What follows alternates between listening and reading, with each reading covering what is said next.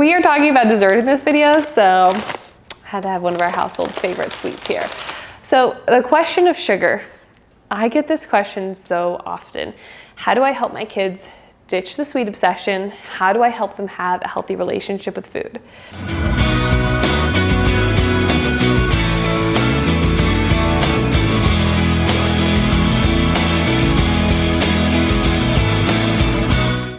First, I want you to know that it is normal for your kids and you to like and prefer sweets. It's in our nature as humans to seek sweet foods, and the younger our kids are, the higher sweet intensity they tend to seek out. So if your kid likes candy or likes sweets, that's normal and that's okay. But when we see a problem is when you feel like they're obsessed with sweets, or they're thinking about it all the time, or they're sneaking it. So we're going to talk about how to develop that healthy relationship with sweets, so that's not an issue. Part of this is several things we've already discussed. Neutral food language. Very important, huge, like very, very, very important when we're talking about sugar. We're not talking about sugar is bad for you, that candy is bad for you. We want to keep the language neutral.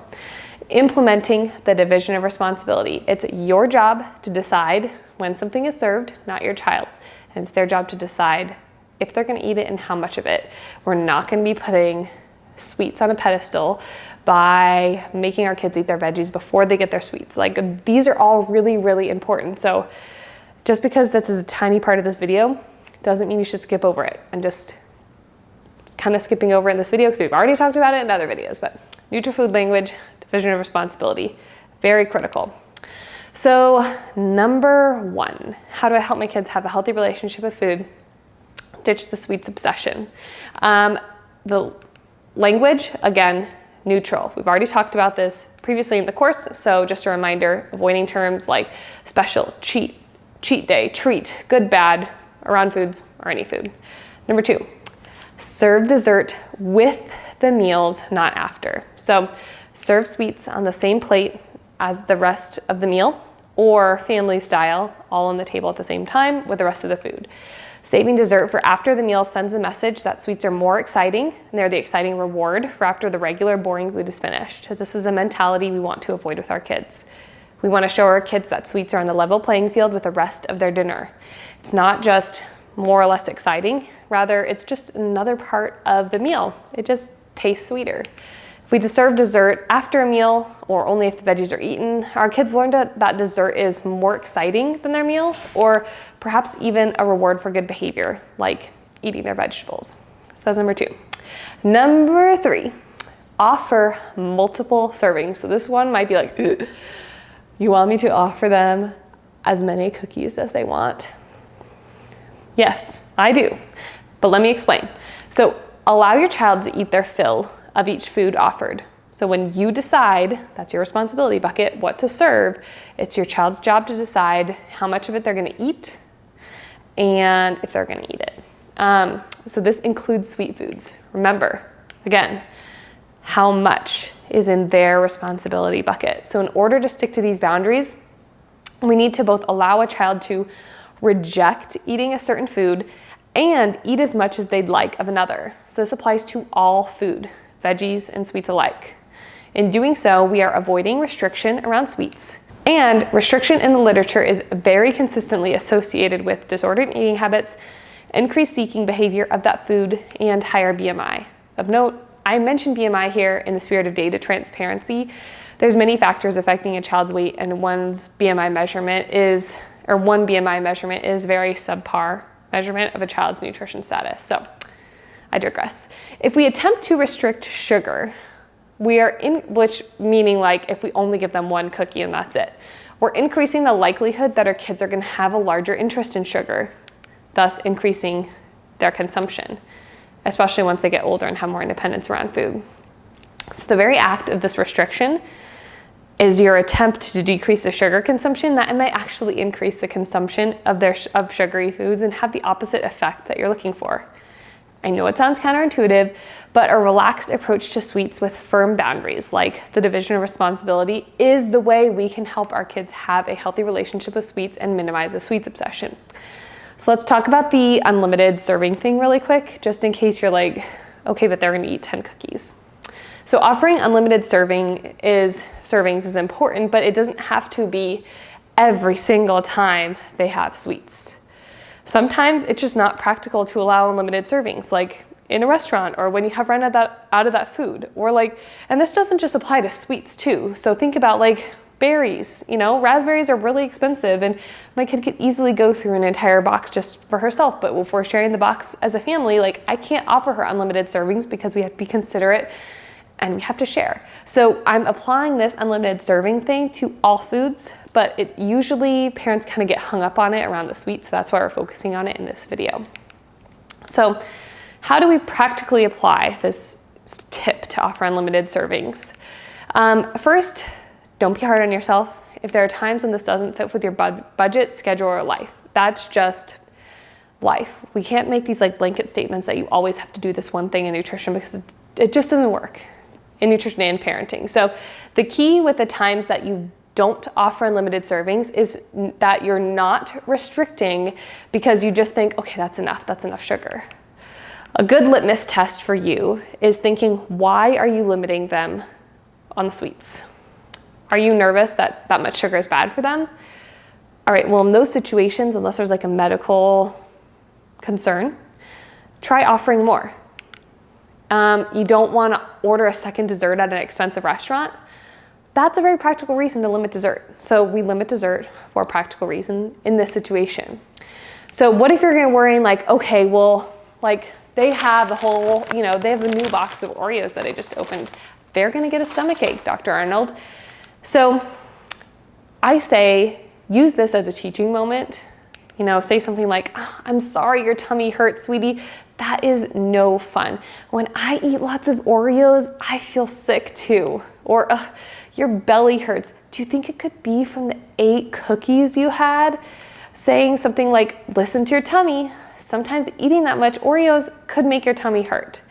That has much more gravity if they have the experience to support that. So am I saying that you should let your kid eat so much food that they feel sick? I'm saying that you can either control this risk for them, or you can allow them to experience the consequences of their own actions. And it's up to you how risk averse you want to be in this parenting situation.